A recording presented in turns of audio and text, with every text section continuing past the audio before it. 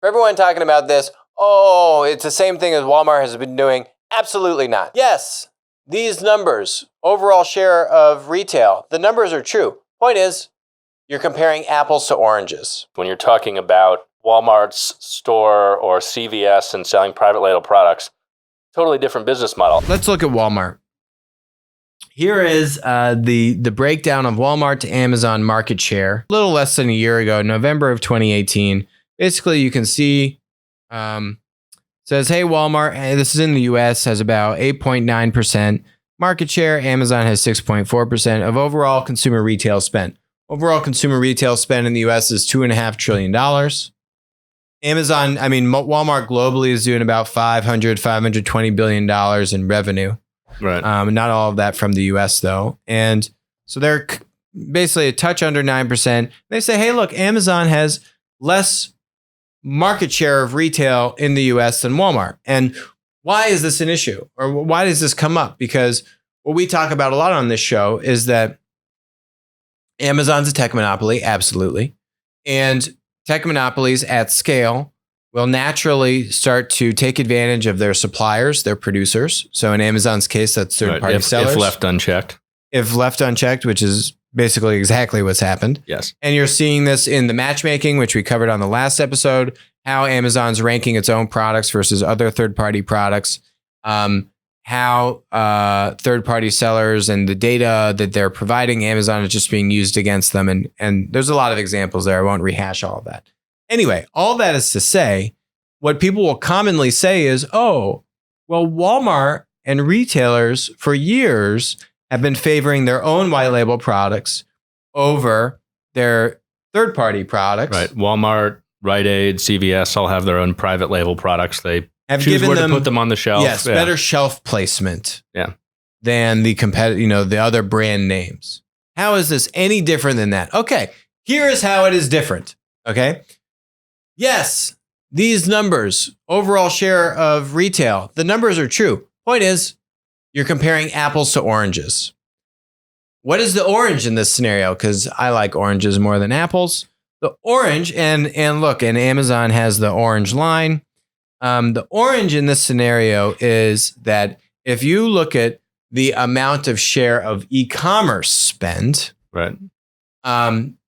Amazon, no matter what report you look at, Amazon is always at least 50% of e-commerce spend in the United States. Well, I'd say 40 plus, depending on whose numbers you trust. And I think they've done a good job of making sure that those are clamped down. Yes. I mean, when you just look at the number 1 to number 2 differential from this chart, which there's a lot of things wrong on this chart. This is from eMarketer, but we won't rehash that. Amazon total GMV is actually $277 billion for 2018, not 234. That probably puts you right at 50% rather than this 44.8%. So maybe that's why 234 is being reported here. I don't know. Point is, they're saying top 10 players have $350 billion in total e-commerce in the US. I don't know what the bottom, right. The bottom 80 or 90% or whatever the rest of it is. But even if you say it's a $500 billion e-commerce market in the US, then Amazon absolutely has more than half of it. I mean, I guess they're saying, 44%. They're saying, 55% of this. Yeah, it's roughly $500 billion. Amazon, if you now look at this by saying, what percent of market share does Amazon have from marketplaces? Right. Where I'm a third-party seller and I can go now sell products online as a third-party seller. It'd be definitely above 50% on that. I think the next biggest is eBay and then Walmart. And that's not even close. 35. Right. Walmart, 20. I would say absolutely Amazon is 75+% of marketplace options online. Right. And that's the other reason this is apples to oranges. When you're talking about Walmart's store or CVS and selling private label products, totally different business model. I'm not a marketplace. I'm taking those products. I own those products. I'm taking balance sheet risk, basically acting as a reseller, stocking these products. I own the products. I resell them. So that's very different than saying I'm a marketplace. I am providing a service to a producer, a third-party seller, to come sell their products, where I am supposed to provide essentially, ostensibly, a neutral venue for you to do that and reach customers. Yep. It's a totally different business model. So it's not fair to compare Walmart in their traditional model, not a marketplace, reseller, taking balance sheet risk, very different from marketplace, connecting buyers and sellers. The other difference, apples, oranges, right? I'm not talking about the consumer. I'm talking about the producer. I'm talking about the seller. Right. So I honestly don't care about e-commerce market share because that's looking at the seller, that's looking at overall demand. All we're talking about is producers are taken advantage of because Amazon's a monopoly.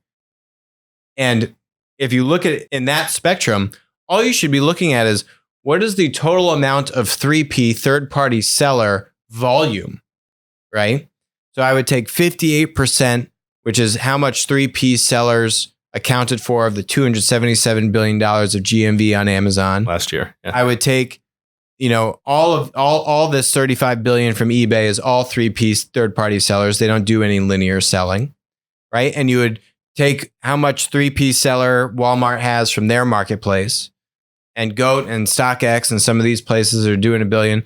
And then you would say, okay, what is the total pool? If I'm going to sell products online as a third-party seller, what is the total pool of money that is being spent, or that total demand segment that I could tap into as a third-party seller? And then you look at how much Amazon has as a share of that. It's right. It's Google level monopoly. It's Google level monopoly. Right. It's very clear. Exactly. That's what we're talking about. Now, that's point one. It would be like comparing, to use the Google analogy, like comparing Google's dominance in online ads to TV advertising and saying, oh, Google's not a monopoly because there's people still buy TV ads. It's Right. different. And now if I'm a vendor and I want to go sell to Walmart, and you say, oh, again, everyone's looking at this through the wrong spectrum. They're looking at this through the customer. They need to be looking at this from the supply side, right? If the platform can lock in supply and really hunker down on that, then that's what we're talking about. I'm in a monopoly. I can take advantage of supply. We're not talking about the consumer. Consumers, by and large, are coming out way ahead on tech monopolies, okay? 9%. So if I'm a vendor, I've got 91% of the market that I can go to. We're going to redo this chart next time we sit down here, and we're going to show you what share of the market do you have to, if you are a third-party seller online, what of that pool does Amazon control? It's easily going to be at least 70%. And that means you're a tech monopoly.